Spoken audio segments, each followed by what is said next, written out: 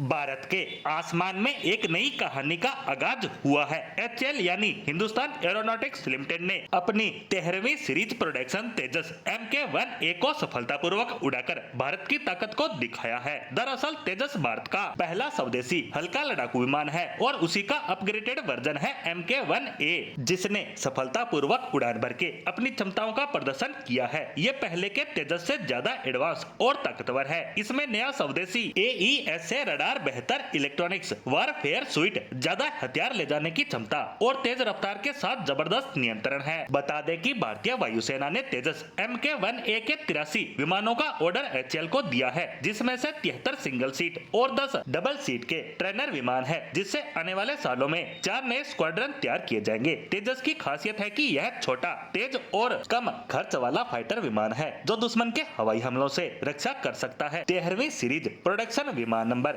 LA-5045 ने हाल ही में बेंगलुरु के HAL एयरपोर्ट से अपनी पहली उड़ान भरी, जिसमें पायलट ने सभी सिस्टम को चेक किया और विमान बिना किसी तकनीकी दिक्कत के हवा में उड़ाकर देखा गया। उड़ान से पता चलता है कि भारत का डिफेंस प्रोग्राम धीरे धीरे ही सही लेकिन रफ्तार पकड़ रहा है। हालांकि तेजस MK-1A का सफर काफी मुश्किलों भरा रहा है, क्योंकि इस विमान को उड़ाने के लिए अमेरिकन कंपनी GE यानी जनरल इलेक्ट्रिक के F404 को सिलेक्ट किया गया था, जिसमें 99 इंजनों का कॉन्ट्रैक्ट अगस्त 2021 में साइन किया गया था। लेकिन मुश्किल ये थी कि GE ने F404 इंजन की प्रोडक्शन लाइन को ही बंद कर दिया था। पहले MK-1A के लिए 65 इंजन देने की बात कहकर कंपनी ने इसके निर्माण को ही रोक दिया। ऐसे में लाइन को दोबारा से शुरू करने में देरी हुई और पहला नया इंजन मार्च 2024 तक डिलीवर होना था, लेकिन ये डिलीवर हुआ 25 मार्च 2025 को और दूसरा इंजन जुलाई 2025 को और तीसरा सितंबर 25 में हमें मिला है। ऐसे में प्रोडक्शन में देरी ना हो, ऐसे में HAL ने पुराने स्टॉक के कैटेगरी B F404 इंजनों का इस्तेमाल किया है। ये इंजन कम घंटे चलते हैं, लेकिन टेस्टिंग और प्रोडक्शन को जारी रखने के लिए काफी है और यही कारण है कि 13वें विमान की उड़ान भी इस इंजन के साथ हुई है, जिससे विमान का प्रोडक्शन और टेस्टिंग के साथ साथ सेना को भी डिलीवर किए जाने का काम जारी है। वहीं अब GE ने वादा किया है कि वह